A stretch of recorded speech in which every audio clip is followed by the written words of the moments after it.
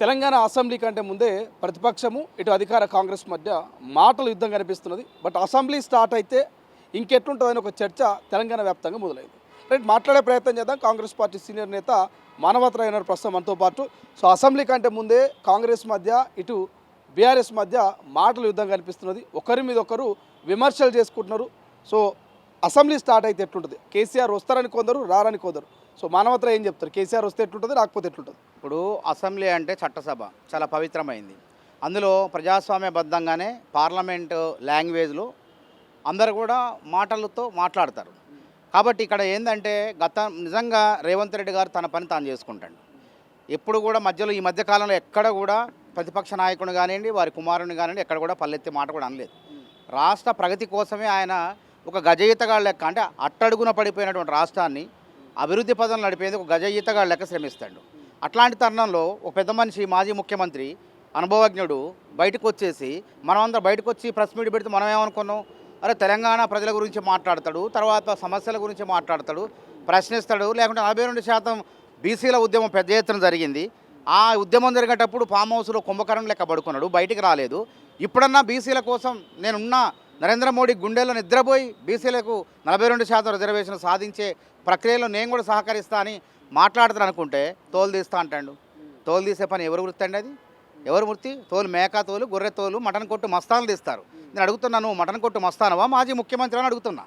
నిజంగా ఆ భాష ఎందుకు మాట్లాడాల్సి వచ్చింది? కాబట్టి నువ్వు ఒక మాట అంటే మేము 100 మాట్లాడతాం. ఇంకో మాట అన్నాడు, దద్దమ్మ ప్రభుత్వం అన్నాడు. నువ్వు దద్దమ్మ అంటే నువ్వు సన్నాసి మాజీ ముఖ్యమంత్రి అంటాం. మేము బరాబర్ అంటాం. మాట రెండేళ్ళు ఓపిక పట్టినాం, సహనంతో చూసినాం.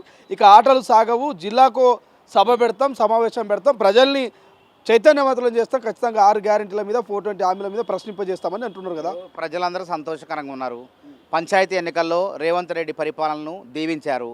ముఖ్యమంత్రి రేవంత్ రెడ్డి పరిపాలన 10 కాలాల పాటు, 10 సంవత్సరాల పాటు ఉండాలని చెప్పి ప్రజలు ఆశిస్తున్నారు. ఈ ఫలితాలే దానికి ఉదాహరణ. కాబట్టి నువ్వు వచ్చి ఏం చేస్తావు? నేను మంచిగా రమ్మంటున్నావు. పాపం తెలంగాణ పేద ప్రజలైన మీటింగ్కి వస్తారు కదా, వాళ్ళకన్నా కడుపు నిండుతుంది. నువ్వు తిన్నదంతా తిన్నావు కదా, అప్పుడు ఆ తిన్నది అరిగిందాక, ఆడ ఖజానా కరిగిందాక మీటింగ్లు పెట్టు, మంచిదే. పేద ప్రజలను అట్లనా బాగుపడతారు. రమ్మంటున్నా. రేవంత్ రెడ్డి గారు ఉచ్చులో కేసీఆర్ పడిపోయిండు, ఆయన వ్యూహానికి పడిపోయిండు. కలుగులో దాక్కున్న ఎలుకను బయటికి తీసుకురావాలంటే ఏం చేయాలి? పొగబెట్టాలి. అట్లనే రేవంత్ రెడ్డి గారు కూడా మాటల బాణాలు వదిలేసరికి తట్టుకోలేక బయటకు వచ్చిండు. మరి బయటకు వచ్చినోడు మంచిగా మాట్లాడితే బాగుండేది. రెచ్చగొట్టే వ్యాఖ్యలు చేయాలి. దద్దమ్మ అన్నాడు. మేము సన్నాసి మాజీ ముఖ్యమంత్రి అని అంటున్నాం. మేము బరాబర్ ఒక్క మాట అంటే 100 మాటలు అంటాం. మాటకు చెల్లు. నువ్వు అంటే నువ్వు ఒక మాట అన్నావు, మేము 100 మాటలు అన్నావు. మాటకు చెల్లు. కానీ కేటీఆర్ ఒక అడుగు ముందుకేసి ఎడమకాల చెప్తో ముఖ్యమంత్రిని తన్నాలు ఉన్నదంటూ కామెంట్ చేస్తున్నాడు. దీన్ని ఎట్లా చూడాలి మరి? ఇప్పుడు ఎడమ కాలు చెప్పుతోదంటే మేము కుడి కాలు చెప్పుతో మూతిపళ్ళు రాలగొడతాం. బరాబర్ మూతిపళ్ళు రాలగొడతాం. అదేవిధంగా గుండెకి చేస్తాడంటాడు. ఏం మాటలు అసలు అది? ఇప్పుడు శవరాజకీయాలు చేయటం వాళ్ళకి అలవాటు. సానుభూతి. కేసీఆర్ని చావుని రేవంత్ రెడ్డి కోరుకోలే. ఎప్పుడు కేసీఆర్ బతకాలి, 10 కాలాల పాటు ఉండాలి, ఆయన అనుభవం మాకు కావాలి, తప్పులు మాట్లాడితే ప్రశ్నించాలి, మేము సరిదిద్దుకుంటాం అన్నాడు. అదే కేసీఆర్ అసెంబ్లీకి వస్తే మీ గుండె అయిపోతుంది అంటున్నాడు కదా కేటీఆర్. కాబట్టి మేమేమంటున్నామంటే, నిజంగా మనం చిన్నప్పుడు బడి దొంగలను చూసినాం, కానీ అసెంబ్లీ దొంగ ఎవరంటే కేసీఆర్. బడి దొంగల్ని బడికి రాను ఏమంటారు? బడి దొంగ అంటారు. అసెంబ్లీకి రాను ఏమంటారు? అసెంబ్లీ దొంగ అంటారు. నిజంగా నేను ఏమంటానంటే, కేసీఆర్ గారికి ప్రజాస్వామ్యం పట్ల, చట్టసభల పట్ల విలువలు ఉంటే కనుక రేపు అసెంబ్లీలో ఎన్ని రోజులు జరుగుతుందో అన్ని రోజులు చర్చల్లో పాల్గొనాలి. నిజంగా చర్చల్లో పాల్గొనే ధైర్యం లేక, చర్చల్లో పాల్గొంటే చేసిన తప్పులు, అప్పులు, చేసిన లూటీ మొత్తం కూడా బయటపడి పురుగులు పడి చేస్తారని చెప్పి భయపడి రావట్లేదు. అసలు విషయం అది.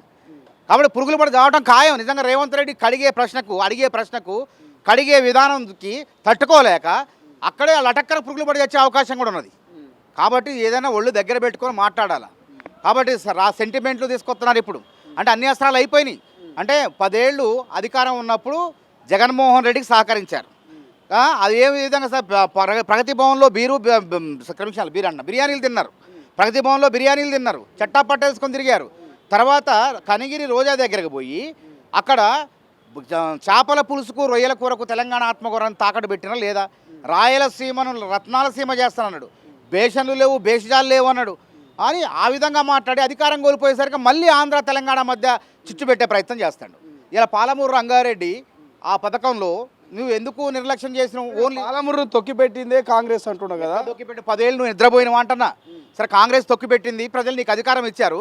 అధికారం ఇచ్చినప్పుడు నువ్వు ఒక పాలమూరు రంగారెడ్డి కాదు, దక్షిణ తెలంగాణలో ఉన్న ప్రాజెక్టులు ఎందుకు పూర్తి చేయలేదు? ఎస్ఎల్బీసీ ఎందుకు పూర్తి చేయలేదు? కోయిల్ సాగర్, డిండి, భీమా, ఈ ప్రాజెక్టులని కలవకుర్తి, ఈ ఎత్తిపోతల పథకాలను ఎందుకు సంపూర్ణంగా నువ్వు పూర్తి చేయలేకపోయినా? ఒక రూపాయి కూడా కేటాయించలేదు. మొత్తానికి 3,000 కోట్లు పెడితే 2,003 కోట్లు పెడితే చక్కగా కృష్ణా జలాలను సద్వినియోగం చేసుకునే వాళ్ళమే. కృష్ణా జలాల్లో ద్రోహం చేసిండు. 299 టీఎంసీలు సంతకం పెట్టించింది వీలు కాదా? కేసీఆర్ కాదా? 512 ఆంధ్రాకి తెలంగాణకు 299 సంతకం పెట్టి ద్రోహం చేసి ఇలా అధికారం కోల్పోయేసరికి అంటే సెంటిమెంట్ రాజేస్తున్నావా? మళ్ళీ ప్రాంతీయ విద్వేషాలు రెచ్చగొట్టి రాజకీయ లబ్ధి పొందాలనుకున్నావా? నీ ఉచ్చులో పట్టడానికి తెలంగాణ ప్రజలు గొర్రెలు కాదు, చాలా విఘ్నులు. నిన్ను పక్కన పెట్టినందుకే రేవంత్ రెడ్డి 2 ఏళ్ల పరిపాలన పోల్చుకో. ఇలా 2 ఏళ్లలో ఒకవేళ కేంద్ర ప్రభుత్వం సహాయం చేయకున్నా, వివక్ష చూపించిన ఒక రాష్ట్రం అనేది, ఒక ముఖ్యమంత్రి అనేది రాష్ట్రాన్ని విదేశాల నుంచి నిధులు తీసుకొచ్చి, పెట్టుబడులు తీసుకొచ్చి ఏ విధంగా అభివృద్ధి చేయాలని చెప్పి ఉదాహరణగా నిలుస్తుండే ఆయన. కాబట్టి ఆయన పని ఏదో ఆయన మానాన్ని ఆయన పోతుంటే, తెలంగాణ రాష్ట్రం కోసం మాట్లాడుతుంటే నువ్వు వచ్చి రాజకీయ లబ్ధి కోసం అంటే ప్రశాంతమైన వాతావరణంలో రాయేస్తే ఎట్లా అలజడి వస్తుందో ఆ విధంగా మాట్లాడిండు. కాబట్టి ఇంకేంటి, ఇవాళ ఒక లెక్క, రేపటి నుంచి ఇంకో లెక్క. ఏంది సినిమా డైలాగులా? ఏముండదు, ఇవాళ ఏముండదు, రేపే ఉండదు. 10 ఏళ్ల కాలం ఈ రాష్ట్రంలో ముఖ్యమంత్రి రేవంత్ రెడ్డి సీఎం కావాలని పంచాయతీ ఎన్నికల సాక్ష్యం. గుర్తులేని ఎన్నికలు, గుర్తులేదు కాబట్టి ఓడిపోయానంటాడు. నిజంగా మరి జూబ్లీహిల్స్ జరిగింది కదా, జూబ్లీహిల్స్లో ఎందుకు ఓడిపోయాను? భారీ 25 వేల ఓట్లు వచ్చినాయి నవీన్ యాదవ్కు. అదేవిధంగా కంటోన్మెంట్లో ఎందుకు ఓడిపోయినా? మరి గుర్తు జరిగినాయి కదా. పార్లమెంట్ ఎన్నికల్లో ఎందుకు ఓడిపోయాను అంటే ఇది ఆడలేక మధ్యలో ఓడు, ఆ మాట లెక్క ఉంది వారి కథ అంతా కూడా. కాబట్టి దయచేసి ఒకటే చెప్తున్నాం, మంచిగా చెప్తున్నాం, మంచిగా మాట్లాడండి, ప్రజాస్వామ్య పద్ధతిలో నిలదీయండి, ప్రశ్నించండి, తప్పు లేదు. కానీ నోరు జారితే మాత్రం నాలుక చీరేస్తాం ఎవరిదైనా సరే.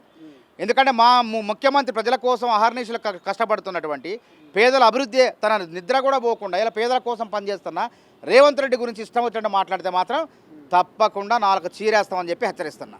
రైట్. ఇది మొత్తం మీద నిజంగా కేసీఆర్ దమ్ము ధైర్యం ఉంటే ఒక్కరోజు కాదు, ఈ అసెంబ్లీ సెక్షన్ మొత్తం రావాలి, అసెంబ్లీలో పాల్గొనాలి, కాంగ్రెస్ అడిగే ప్రశ్నలకు సమాధానం చెప్పాలంటూ సవాలు విసురుతున్నారు. మరోవైపు ముఖ్యమంత్రి మీద ఒక్క వ్యాఖ్య చేసినా చూస్తూ ఊరుకోమంటూ హెచ్చరికలు జారీ చేస్తున్నారు మానవతరాయ్. సో చూద్దాం, రేపు కేసీఆర్ వస్తారా, అసెంబ్లీ అడుగు పెడతారా, కాంగ్రెస్ అడిగే ప్రశ్నలకు సమాధానం చెప్తారా, రేపు జరగబోయే అసెంబ్లీ ఎట్లుండబోతుంది అనేది చూడాల్సిన అవసరం ఉంది. కెమెరా పర్సన్ అజయ్తో శ్రీశైలం, తొలి వెలుగు, గాంధీ భవన్, హైదరాబాద్. అసలైన తొలి వెలుగు. ఫాలో వాట్సాప్ @తొలి వెలుగు official.